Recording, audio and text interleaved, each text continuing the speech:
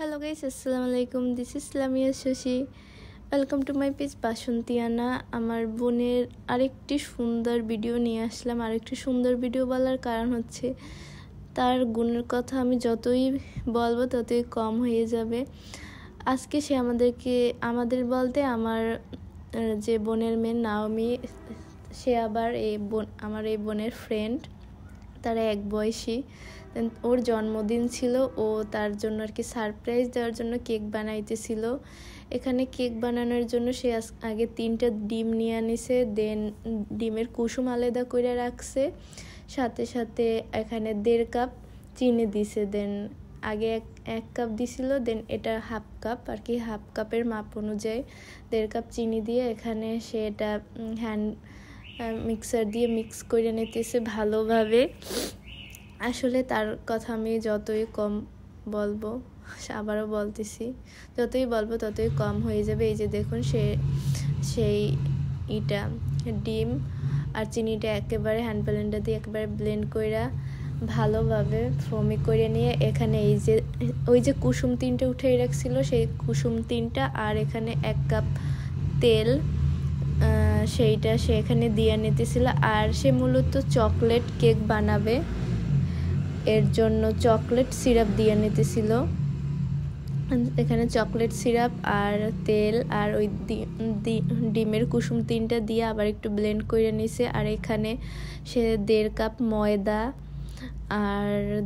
ময়দা আর এখানে cocoa powder, আর এখানে 1.5 চামচ না 3 চামচের মতো কোকো পাউডার আর বেকিং পাউডার এখানে অ্যাড করে দেন আর কি চালনি দিয়ে চেলে নিয়েছে। দেন এই যে এখানে এই যে বেকিং পাউডার দিয়ে নিতেছিল।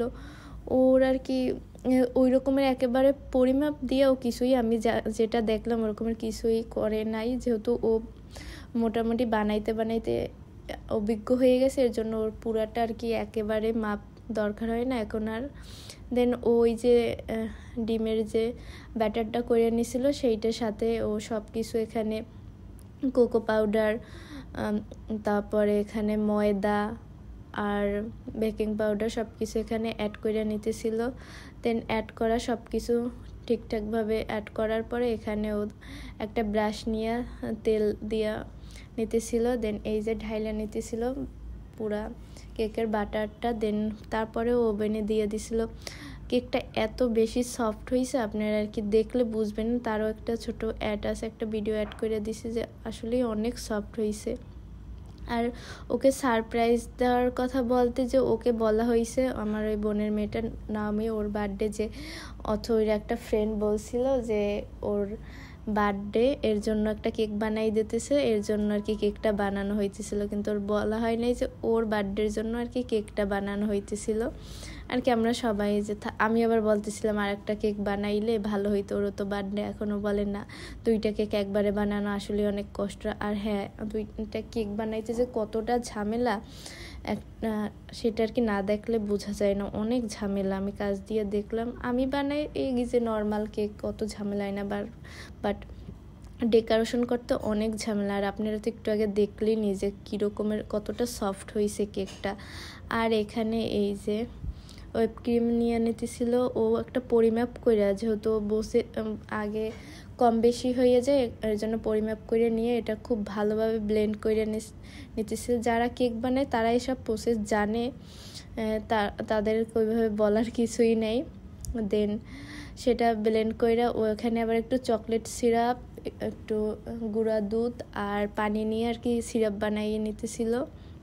আর এই যে সে ডেকোরেশন শুরু করে দিয়েছে। বাট মজার একটা ব্যাপার হয়েছে গিয়া, সে ফুল ডেকোরেশনের সময় আমি ছিলাম না, বা আমি কী যেন করতেছিলাম, একটু বিজি ছিলাম, ও আর ডাকে নাই আমাকে। এই যে দেখুন, ও কাইটা নিয়ে প্রতিটা 3টা স্লাইস করে দেন তার ভিতরে এই যে সিরাপ দিয়ে দিতেছিল। সিরাপ দিয়ে ডেকোরেশন করে কতক্ষণ ফ্রিজে রাখতে হয়েছে। দেন ফ্রিজে রেখে সেট করে ও আবার কেকটা বের করে আবার আর এক লেয়ার ক্রিম দিয়ে নিতেছিল। তবে আমার কি বলবো, আমার কিভাবে কি ডেকোরেশন করছে সেটা আমার কোনো ভিডিও করা হয় নাই, বা আমি ওই যে বললাম একটু বিজি ছিলাম তার জন্য। আর তবে কেকটা যদি বলেন টেস্টের ক্ষেত্রে আমি 100 তে ওকে 100ই দেবো। মাশাআল্লাহ টেস্টটা অনেক ভালো হয়েছে। এই যে ও ডেকোরেশন করে নিতেছিল। আমি মূলত এই পর্যন্তই ভিডিও করা হয়েছে, তারপরে ভাবছি যে ফ্রিজে রাখতে হয় নাকি সেট করার জন্য, পরে আমি চলে আসছি, দেন আর ভিডিও করা হয় নাই। দেন এই যে দেখুন মাশাআল্লাহ কেকের লুকটা অনেক ভালো হয়েছে। তখনও নাম লেখা হয় নাই, মূলত ওর জন্যই যে ও বুঝা যাবে কেকটা কেমন দিয়েছে।